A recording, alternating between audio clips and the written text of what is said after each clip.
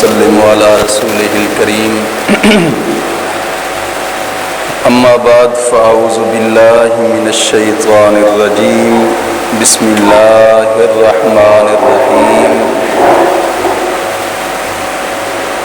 اهدنا الصراط المستقيم صدق الله مولانا العظيم وصدق رسوله النبي الكريم الأمين ونحن على ذلك لمن الشاهدين والشاكرين والحمد لله رب العالمين إن الله وملائكته يصلون على النبي يا أيها الذين آمنوا صلوا عليه وسلموا تسليما الصلاة والسلام عليك يا سيدي يا رسول الله وعلى آلك وأصحابك يا سيدي يا حبيب الله الصلاة والسلام عليك يا سيدي يا نبي الله وعلى آلك وأصحابك يا سيدي يا نور الله الصلاة والسلام عليك يا سيد المرسلين وعلى آلك وأصحابك يا محبوب رب العالمين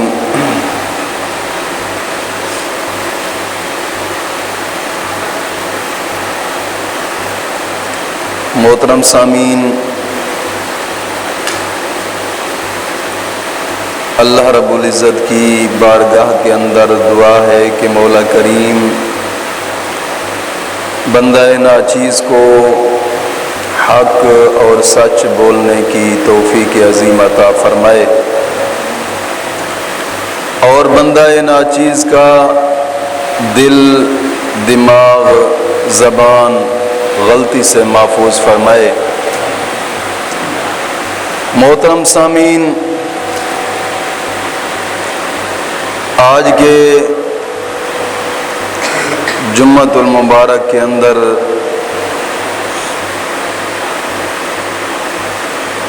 جو عنوان منتخب کیتا ہے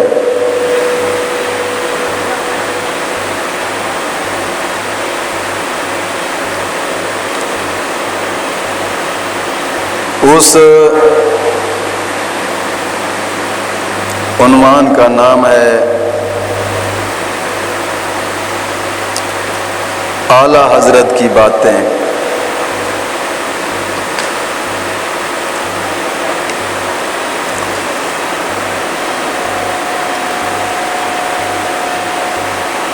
اعلیٰ حضرت امام احمد رضا خان فاضل بریلوی رحمۃ اللہ تعالی علیہ سب سے پہلے آپ کا مختصر تعارف کرتا چلوں تاکہ بعد میں جو آپ کی باتیں ہوں وہ فوراً آپ کے ذہن میں بیٹھتی چلیں۔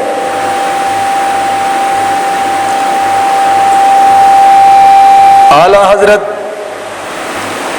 امام احمد رضا خان فاضل بریلوی رحمۃ اللہ تعالی علیہ 10 شوال المکرم 1372 ہجری بمطابق 14 جون 1856 عیسوی ہفتہ کے دن ہندوستان کے مشہور شہر بریلی شریف کے اندر پیدا ہوئے اور آپ کا پیدائشی نام محمد رکھا گیا اور یاد رکھیں کہ اعلیٰ حضرت امام احمد رضا خان فاضل بریلوی رحمۃ اللہ تعالی علیہ یہ کوئی عام گھرانے کے بچے نہیں تھے، بلکہ جدی پشتی سے ان کے دادا پردادا ان میں علماء ہی پیدا ہوتے آئے ہیں، یعنی یہ گھرانہ ایک علم کا خزانہ تھا اور وہی علم تقسیم ہوتا ہوا آگے والی نسلوں تک پہنچتا گیا۔ اعلیٰ حضرت فاضل بریلوی رحمۃ اللہ تعالی علیہ دعا فرمایا کرتے تھے، مولا میری نسل میں 500 سال تک علماء پیدا فرماتے رہنا، یعنی علم دین سے اتنا پیار تھا۔ اعلیٰ حضرت فاضل بریلوی رحمۃ اللہ تعالی علیہ جب اس علم کے خزانے، علم کے گھرانے میں آنکھ کھولی تو شروعات سے ہی علم دین سیکھتے رہے اور ایک دن بھی سکول میں نہ گئے، ایک دن بھی سکول میں نہ گئے، اور کتابیں کتنی لکھی؟ ہزاروں کی تعداد میں، گنتی میں تو آپ کی 1000 کتاب ایسی آتی ہے جن کی جلدیں 400-500 صفحات پر موٹی موٹی ہیں، جیسے 30 جلد میں فتاوی رضویہ ہے،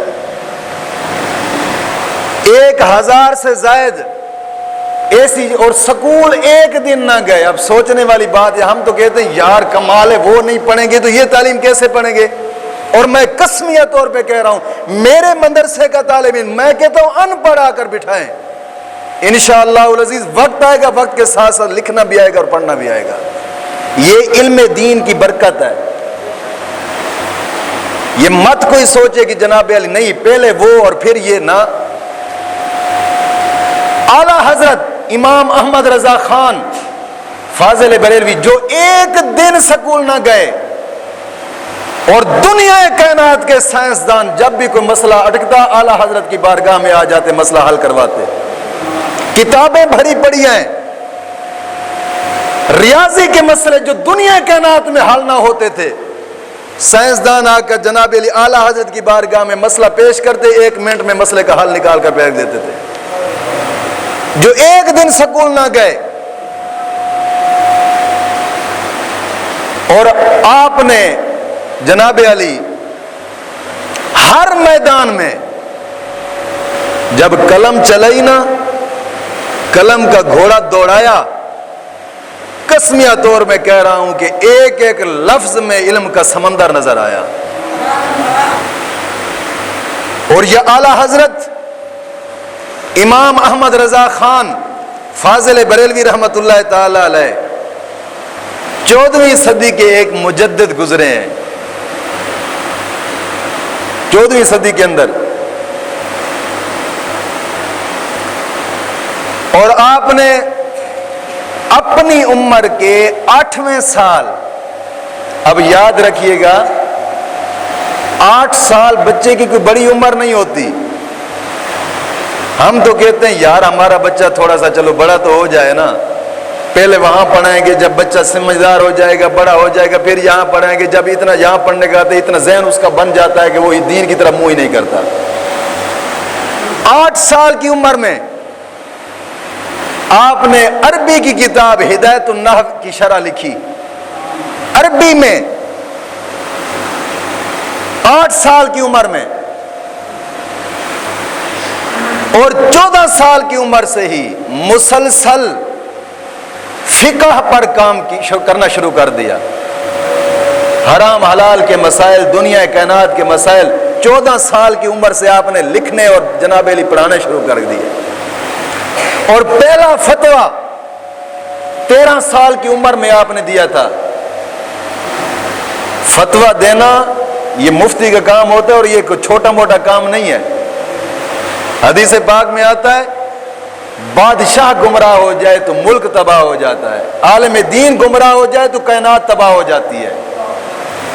اور یہ واقعتاً یہ مشاہدہ ہمیں بھی ہوا ہے اس دور میں، ہم بھی دیکھ رہے ہیں کہ کئی اپنے آپ کو علماء کہلانے والے جب گمراہ ہوئے ہیں تو کائنات کو ہی تباہ کر دیا ہے، لوگوں کو گمراہ کر دیا ہے۔ 13 سال کی عمر میں آپ نے پہلا فتویٰ دیا اور رسائل، کتابیں لکھنی شروع کر دی، اور جناب علی 25 صفر المظفر، یہی مہینہ 25 صفر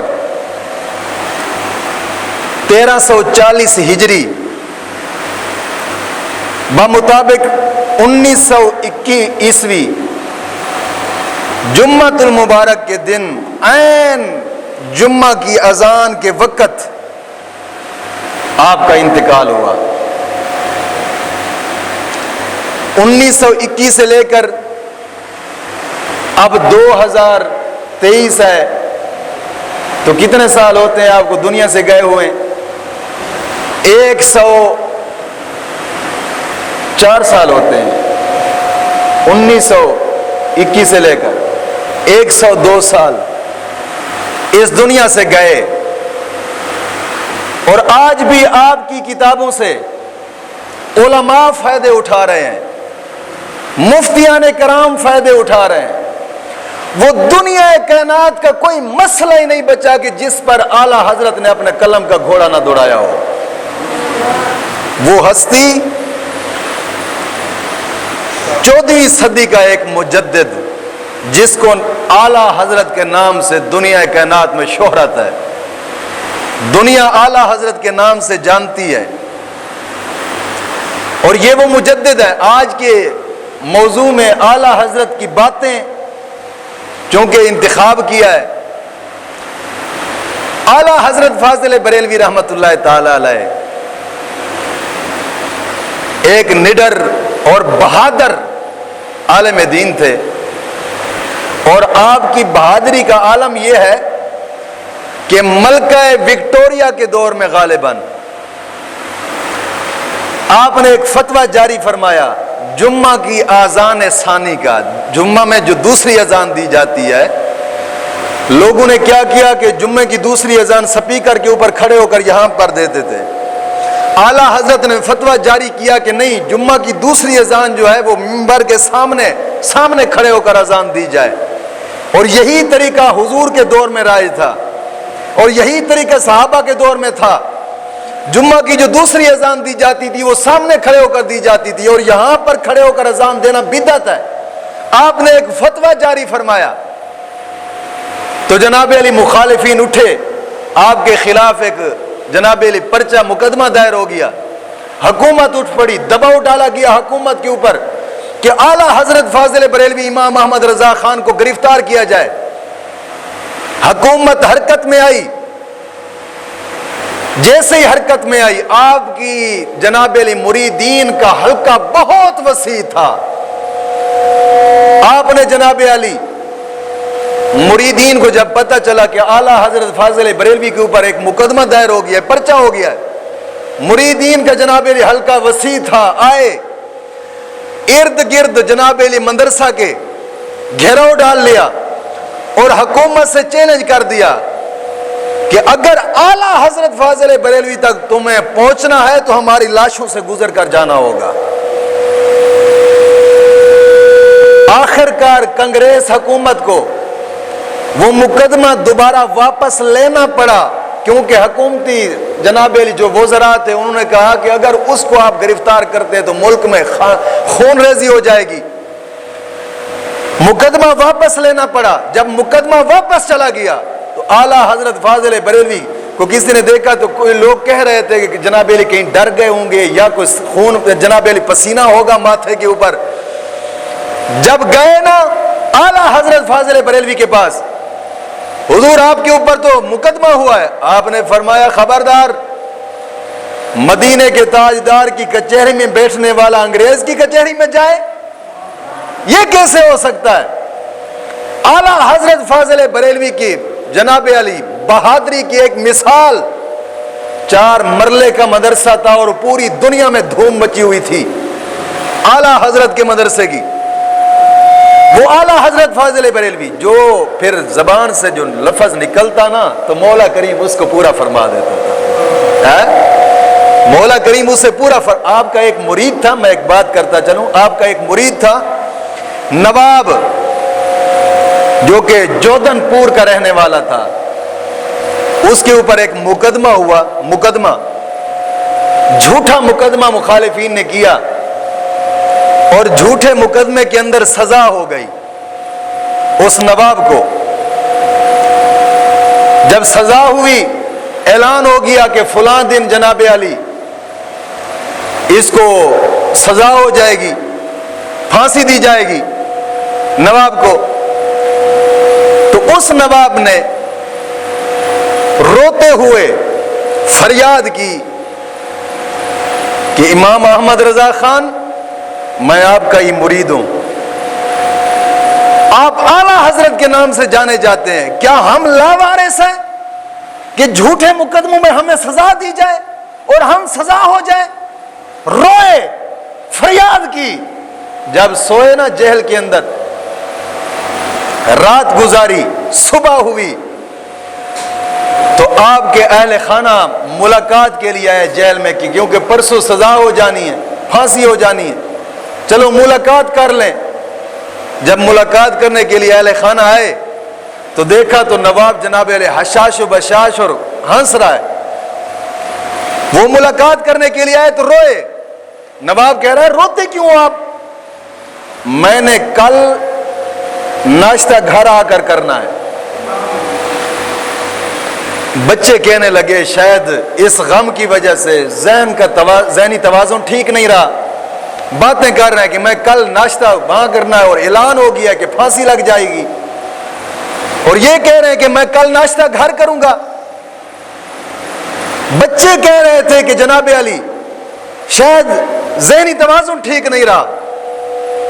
وقت گزر گیا، صبح ہوئی، جلاد تیاری کر کے آیا، پھانسی کا پھٹا تیار ہو گیا باہر سے، اور بگی بھی آئی، گھوڑے بھی لے کر آئے تاکہ لاش لے کر جائیں گے، اور گھر بھی پیچھے عوام جمع ہو گئی کہ لاش آئے گی آج۔ جلاد تیار ہو گیا، پھانسی کا جناب علی نظام بھی مکمل طور پر تیار ہوا۔ جب پھٹے کے اوپر لے جانے لگے تو پیچھے سے ایک آدمی دوڑتا ہوا آیا، جلاد سے کہا کہ ملکہ وکٹوریا کی تاج پوشی کے جناب علی موقع پر اس کا حکم ہوا ہے کہ جتنے بھی قیدی سزا موت ہونے والے سب کو رہا کر دیا جائے، سب کو رہا کر دیا جائے۔ جیسے ہی جناب علی اس نے یہ پیغام سنایا، جلاد پیچھے ہو گیا، اس کو آزاد کر دیا گیا۔ جب باہر نکلے تو لوگ حیران، بھئی یار ہم تو لینے آئے لاش اور یہ زندہ واپس آ رہے ہیں، یہ کیا معاملہ؟ جب گھر لے کر گئے تو آگے عوام اتنی جناب علی جمع تھی، عوام نے پوچھا کیا معاملہ ہوا؟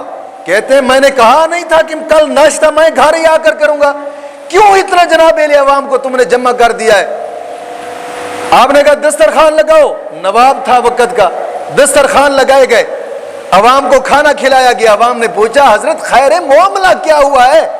اعلان ہوا تھا سزائے موت کا آپ کا۔ اس نے کہا بات یہ ہے، میں جیل میں بیٹھا تھا اور زاروں قطار رویا اور پکارا، میں نے کہا اعلیٰ حضرت آپ وقت کے مجدد اور ہم آپ کے مرید ہیں اور جھوٹے مقدموں میں ہمیں سزا ہو جائے۔ میں یہ دعا کر کے سویا، رات کو جب سویا نا تو خواب کے اندر اعلیٰ حضرت نے زیارت کرائی اور کہا پریشان نہ ہو، کل ناشتہ آپ نے گھر جا کر کرنا ہے۔ تو میں جب جاگا، میں نے کہا تھا ناشتہ میں نے گھر جا کر کرنا ہے، میں نے اس لیے کہا تھا میں ایک مجدد کا مرید ہوں اور میں نے سوچا نہیں ہے کیا ہونا ہے کیا نہیں ہے، بس میں ایک ہی بات جانتا ہوں، جو اعلیٰ حضرت کے منہ سے بات نکل گئی ہے وہ پوری ہوگی، بس میں نے گھر ہی جا کر ناشتہ کرنا ہے۔ تو آپ کے سامنے ہی گھر جا کر ناشتہ کیا۔